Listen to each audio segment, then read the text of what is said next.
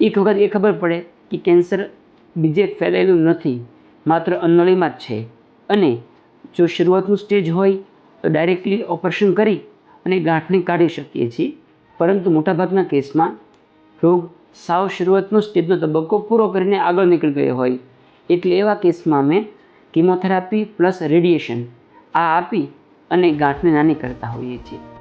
એક બીજો થોડો ઓછો જોવા મળતો પ્રકાર એડિનોકાર્સિનોમા છે, જેમાં ખાલી કિમોથેરાપી આપીએ છીએ, શેક આપતા નથી, એટલે કે રેડિયેશન નથી આપતા. આ બંને થયા પછી ફરીવાર સીટી સ્કેન કરીને જોઈએ કે ગાંઠ કેટલી નાની થઈ છે.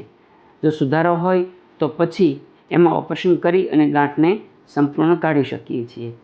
ઓપરેશન દરમિયાન અન્નળી આખી કાઢી નાખવામાં આવે છે અને પછી જે જઠરનો ભાગ છે એને કટ કરી અન્નનળીનો આકાર આપી અને અન્નળી જગ્યાએ જઠરથી બનાવેલી નવી અન્નળી મૂકવામાં આવે છે અને ગળામાં એને જોઈન્ટ આપવામાં આવે.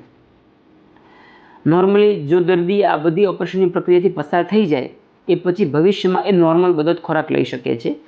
કોઈ ખોરાકમાં રિસ્ટ્રિક્શન રહેતું નથી.